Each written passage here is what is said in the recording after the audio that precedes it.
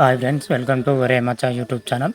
IPL 2024లో Gujarat Titans యొక్క team combination ఏ విధంగా ఉంది, ఈ కాంబినేషన్ టీంలో ప్లేయింగ్ 11 ఎలా ఉండబోతుంది, ఈ ప్లేయింగ్ 11 యొక్క ప్లేయర్ పర్ఫార్మెన్స్ ప్రజెంట్ సిరీస్లో ఎలా ఆడారు, ఏ విధంగా ఆడారు, ప్రజెంట్ వాళ్ళ పర్ఫార్మెన్స్ ఏ విధంగా ఉంది అనేది పూర్తి డీటెయిల్ తెలుసుకునే ముందు మా ఛానల్ సబ్స్క్రైబ్ చేసుకోండి. పక్కన ఉన్న బెల్ ఐకాన్ కూడా క్లిక్ చేసి పెట్టుకోండి. ఫర్దర్గా మా వీడియోలు అప్లోడ్ చేసినప్పుడు మీకు నోటిఫికేషన్ వస్తుంది. ఐపీఎల్ 2024 వచ్చేసరికి మార్చి 22 అయితే ఎంతో సిద్ధంగా ఉందని చెప్పుకోవచ్చు. తొలి మ్యాచ్ వచ్చేసరికి defending champion Chennai super king versus royal Challengers Bengaluru మధ్య తొలి మ్యాచ్ అయితే జరగనుంది. తొలి మ్యాచ్ చెన్నై చెపక్ వేదికగా అయితే జరుగుతుంది. ఇప్పటికే తొలి మ్యాచ్ టీంలు ఎంతో ప్రాక్టీస్లో మునిగి తేలాయని చెప్పుకోవచ్చు. ఈ టీంలే కాక మొత్తం అన్ని టీములు కూడా ఇప్పటికే ఐపీఎల్ కోసం ప్రాక్టీస్ కూడా షురూ చేసినట్లుగా అందులో భాగంగానే గుజరాత్ టైటాన్స్కి అయితే ఐపీఎల్ ప్రారంభానికి ముందు అయితే భారీ షాకులు తగిలాయని చెప్పుకోవచ్చు. ఆ కీలక ప్లేయరు మహమ్మద్ షమి అయితే ఐపీఎల్ మొత్తంకు దూరమయ్యే విషయం తెలిసిందే. ఎందుకంటే గాయం రీసెంట్గానే ఎడమకాలికి గాయం అవడం కూడా జరిగింది. రీసెంట్గానే సర్జరీ కూడా అవ్వడం జరిగింది. సర్జరీ నుంచి మహమ్మద్ షమి ఇప్పుడిప్పుడే కోలుకుంటున్నాడు. అదేవిధంగా రషీద్ ఖాన్ ఇంకా జట్టులోకి ఉంటాడా లేదా అని అయితే క్లారిటీ అయితే లేదు. అదేవిధంగా ఇంతకుముందుకు గుజరాత్ టైటన్ కెప్టెన్గా హార్దిక్ పాండ్యా ఉండేవాడు. హార్దిక్ పాండ్యా వచ్చేసరికి ముంబై ఇండియన్ డిస్ట్రిక్ట్ వెళ్ళిపోవడం జరిగింది. ఇప్పుడు ప్రజెంట్ కెప్టెన్గా శుభ్మన్ గిల్ వహిస్తున్నాడు. కొత్త కెప్టెన్లో మరి గుజరాత్ టైటన్స్ ఐపీఎల్ 2024లో టోటల్ టీమ్ కాంబినేషన్ మాత్రమైతే ఈ విధంగా ఉందని చెప్పుకోవచ్చు. బ్యాటర్లుగా వచ్చేసరికి Shubman Gill, David Miller, Abhinav Manohar, Kane Williamson, Sai సుదర్శన్తో బ్యాటింగ్ కేటగిరీలో ఉండడం జరిగింది.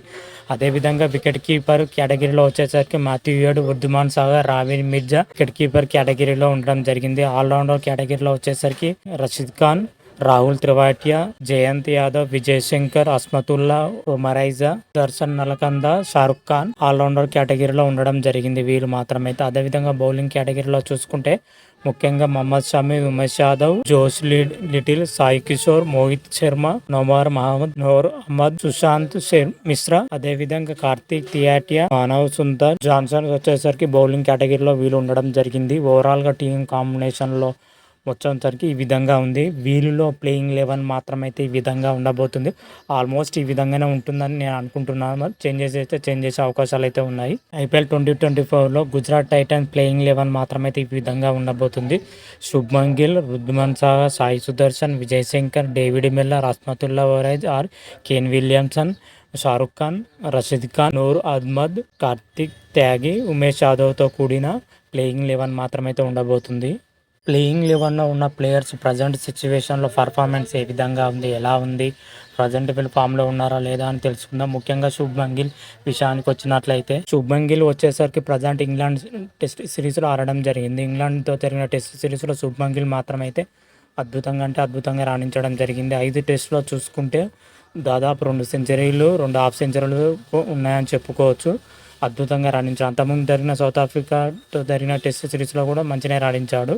అదేవిధంగా ఆఫ్ఘనిస్తాన్తో జరిగిన ఒకటే T20 ఆడడం జరిగింది. ఆ T20లో కూడా 30 పరుగులు చేయడం జరిగింది. శుభ్మన్ గిల్ ఓవరాల్గా చూసుకుంటే శుభ్మన్ గిల్ మాత్రమైతే బ్యాటింగ్లో మాత్రం అద్భుతంగా రాణిస్తున్నాడు ప్రజెంట్ అయితే.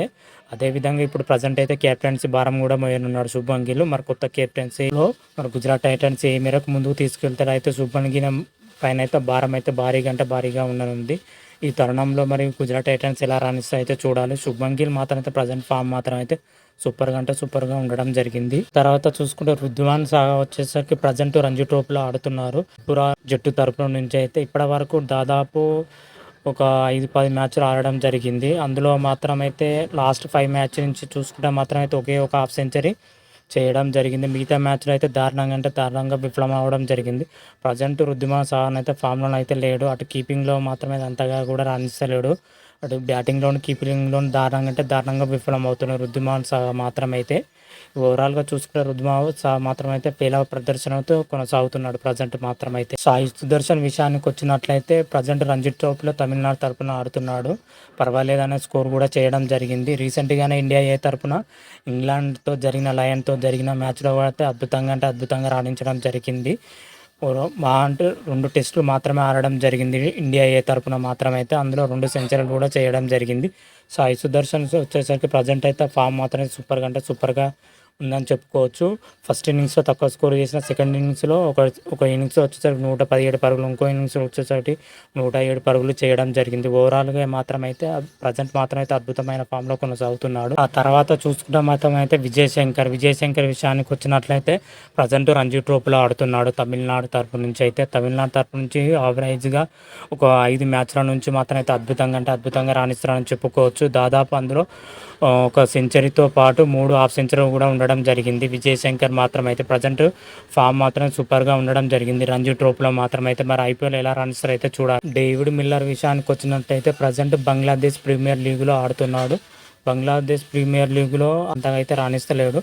ఆడిన 3 మ్యాచ్లో 17, 22, 8 పరుగులతోనే ఉండడం జరిగింది. అంతకుముందుకైతే సౌత్ ఆఫ్రికా లీగ్లో ఆడడం జరిగింది. సౌత్ ఆఫ్రికా లీగ్లో చూత అంతగా అయితే రాణించలేకపోతున్నాడు. హైయెస్ట్ స్కోర్ వచ్చేసరికి 24 మాత్రమే ఉండడం జరిగింది డేవిడ్ మిల్లర్ది అయితే. ఓవరాల్గా చూసుకుంటే మాత్రమైతే డేవిడ్ మిల్లర్ పర్ఫార్మెన్స్ అయితే చాలా పేలవంగా అయితే కనిపిస్తుంది ప్రజెంట్ సిచ్యువేషన్లో మాత్రమైతే. మరి ఐపీఎల్ ఎలా రాణిస్తారో అయితే చూడాలి. ఆ తర్వాత చూసుకుంటే అస్మతుల్లా ఉమరైజ్ గురించి విషయానికి వచ్చినట్లయితే ప్రజెంట్ అయితే ఉమరైజ్ వచ్చేసరికి ఐర్లాండ్తో T20 సిరీస్ ఆడుతున్నాడు. T20 సిరీస్లో మాత్రమైతే ఒక మాదిరిమైన పర్ఫార్మెన్స్ మాత్రమే చేస్తున్నాడు. అద్భుతంగా అయితే రాణించలేదు. కాకపోతే శ్రీలంకతో జరిగిన ఓడిఐ సిరీస్లో మాత్రమైతే అద్భుతంగా రాణించడం జరిగింది. ఒక సెంచరీ చేయడం జరిగింది, ఒకటి హాఫ్ సెంచరీ చేయడం జరిగింది. ఓడిఐ సిరీస్లో మాత్రమైతే అద్భుతంగా రాణించాడు. అదేవిధంగా శ్రీలంకతో జరిగిన T20 సిరీస్లో అంతగా రాణించలేకపోయాడు. ఓవరాల్గా చూసుకుంటే మాత్రమైతే యావరేజ్ బ్యాటింగ్ యావరేజ్తో బౌలింగ్ యావరేజ్తోని ఒమరైజ్ మాత్రమైతే అద్భుతంగానే రాణిస్తున్నాడని చెప్పుకోవచ్చు. అదేవిధంగా చూసుకుంటే షారుఖ్ ఖాన్ విషయానికి వచ్చినట్టే షారుఖ్ ఖాన్ దాదాపు 3 నెలల నుంచి అయితే క్రికెట్కి అయితే దూరం ఉన్నాడని చెప్పుకోవచ్చు. గత డిసెంబర్లో జరిగిన తమిళనాడు తరపున అయితే ఆడడం జరిగింది షారుఖ్ ఖాన్ అయితే. ఇప్పుడు ప్రజెంట్ జరుగుతున్న రంజీ ట్రోఫీలో కూడా దూరం ఉండడం జరిగింది. మరి చూడాలి, మరి ఐపీఎల్ డైరెక్ట్ ఆడుతున్నాడు. మరి ఐపీఎల్ ఎంత మేరకు రాణిస్తారో అయితే చూడాలి. షారుఖ్ ఖాన్ అయితే గత 3 నెలల నుంచి అయితే క్రికెట్కి అయితే దూరం ఉండడం జరిగింది. ప్రజెంట్ ఆయన పర్ఫార్మెన్స్ ఏ విధంగా ఉంది, ఎలా ఉంది మాత్రమైతే లేదు ప్రజెంట్ అయితే మనకు.